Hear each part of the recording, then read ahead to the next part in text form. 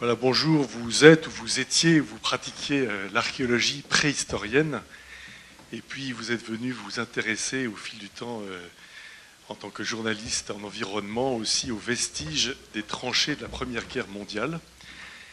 Et donc merci, et là vous êtes dans un rôle un petit peu différent de nos précédents orateurs en tant que grand témoin. Alors qu'est-ce que c'est qu'un grand témoin aujourd'hui ? En fait, tout ce qu'on vient d'entendre appartient plutôt, en tout cas en apparence, au passé. Et là, on vous demande de déjà faire une sorte de trait d'union avec la journée de demain, qui est « Et aujourd'hui ». C'est parti trop vite.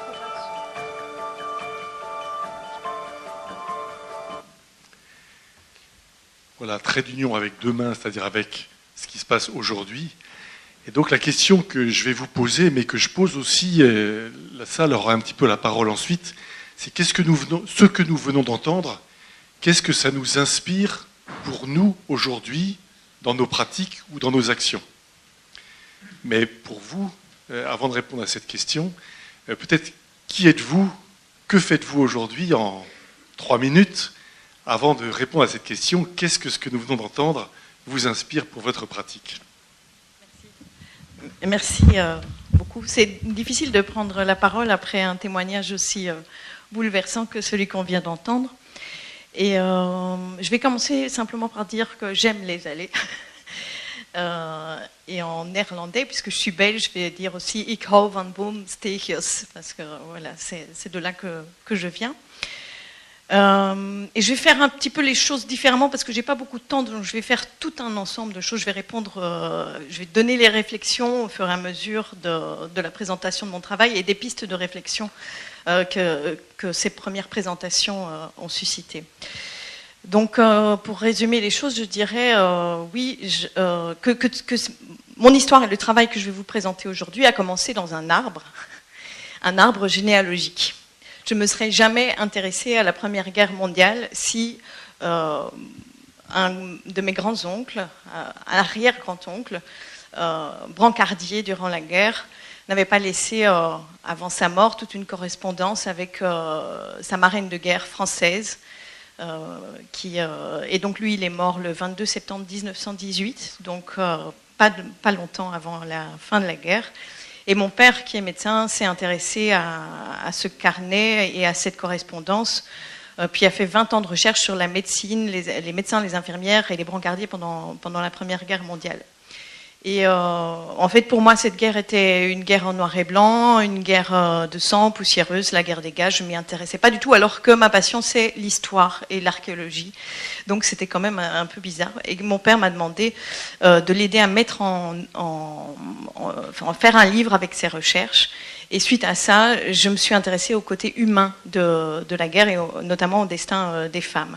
Et comme les archéologues, on a une vision un petit peu différente des choses. On a besoin d'aller sur le terrain, de voir ce qui reste comme traces dans la terre.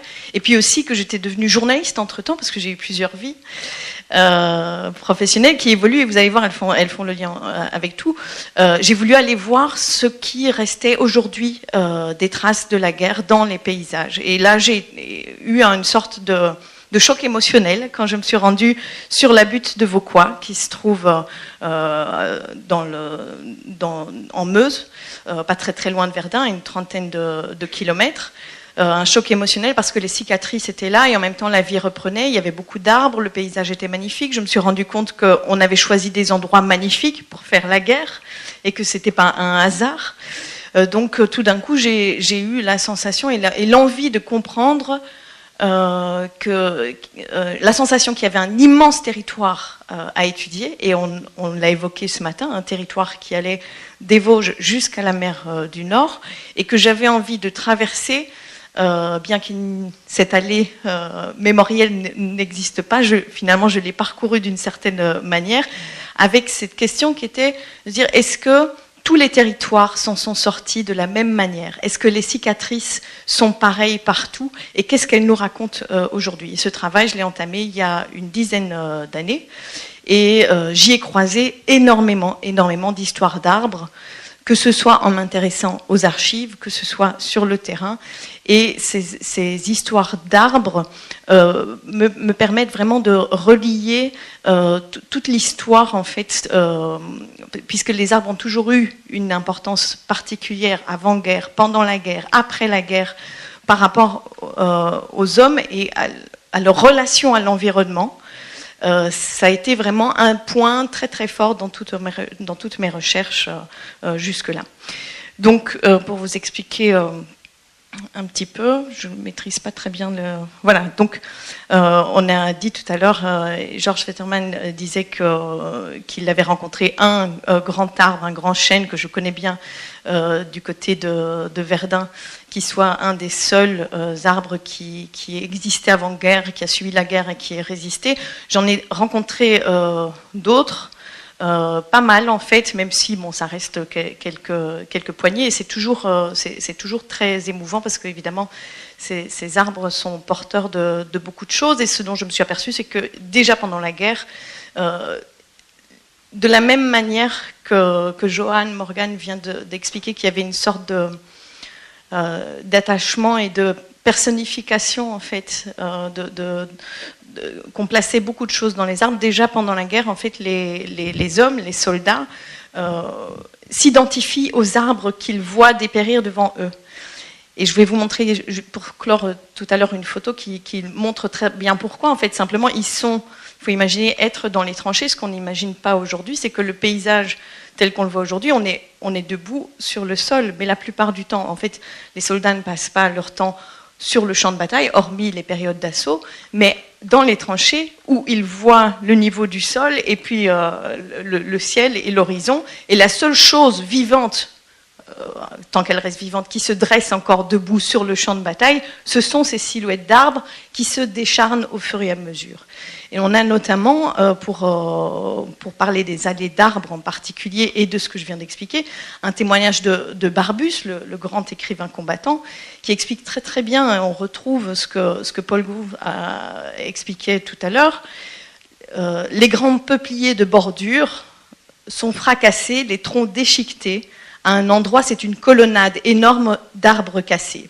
Puis nous accompagnons de chaque côté dans l'ombre, on aperçoit des fantômes nabots d'arbres fendus en palmiers ou tout bousillés et embrouillés en charpie, en ficelles, repliés sur eux-mêmes et comme agenouillés. Donc on voit très très bien cette identification qui revient dans énormément de témoignages. Donc voilà cette grande route que j'ai faite. Je l'ai faite à la fois en parcourant des archives, mais énormément aussi vraiment sur le terrain, à la rencontre des gens qui vivent aujourd'hui dans ces cicatrices, avec différents métiers, avec différents vécus. Et c'est ça qui a permis aujourd'hui de relier le passé, le présent, mais aussi le futur, puisqu'on en a parlé du futur et il est encore... Voilà. Donc dans mon projet, en fait, j'ai conçu une sorte de grammaire des arbres, pas des arbres, des paysages de guerre. Dans ces paysages, il y a ces arbres. Je pourrais vous citer énormément d'histoires d'arbres. Celui de Vauquois, le marronnier de Vauquois, qui figure encore sur le monument de Vauquois, qui a beaucoup impressionné en fait les soldats français quand ils assistaient justement au fait qu'au fur et à mesure de la guerre, bien, et assez rapidement en fait, cet arbre devient un symbole parce que les Français interprètent ou peut-être que c'est la réalité, que les Allemands mitraillent exprès ce bois, c'est cet arbre, ce grand marronnier qui est un arbre de la liberté, pour les impressionner et pour leur faire mal. Et effectivement, ça va laisser des témoignages importants. Il y a aussi le tulipier de Vienne-le-Château, qui lui est encore debout et sous lequel il y a des dizaines de soldats qui sont morts lors d'un bombardement alors qu'on était légèrement à l'arrière et où ils se sentaient en sécurité.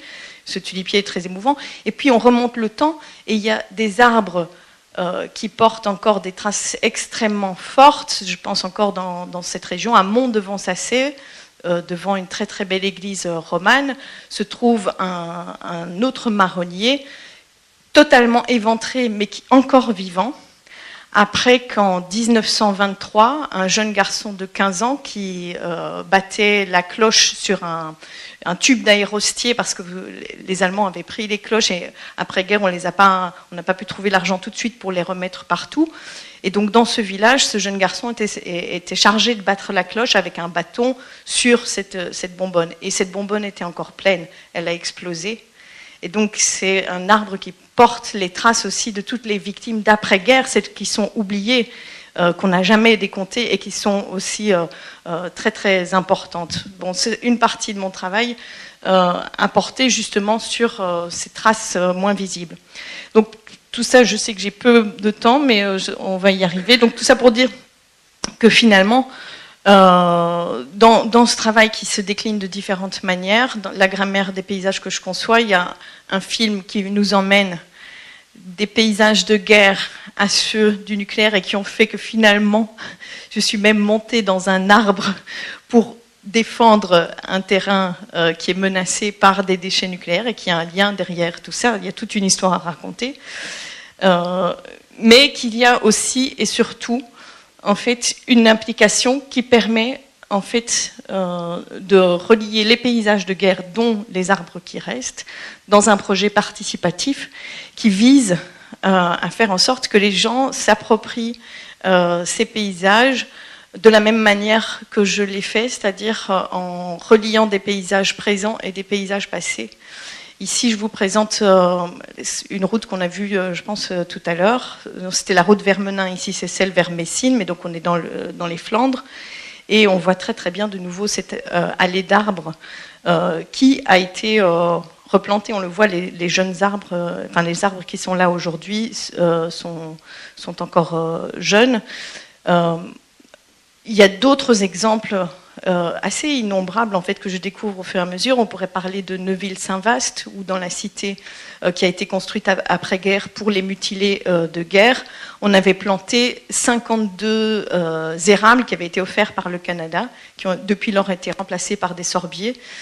Et donc il y a une sorte alors j'imagine qu'il y a déjà des recensements et peut-être qu'une partie de ce que moi j'ai vu et de ce que j'ai récolté comme information, vous l'avez déjà, mais il y a l'application que je suis en train de construire et la communauté qui se trouve derrière peut se mettre au service aussi de ces allées d'arbres et des arbres en particulier. Donc voilà, je pense, je ne sais pas si on a encore du temps, mais je dirais que c'est encore une histoire. Voilà cette photo qui pour moi est celle dont je vous parlais tout à l'heure, qui montre très très bien ce rapport que les soldats, les combattants pouvaient avoir aux arbres en étant dans les tranchées, un point de vue complètement différent.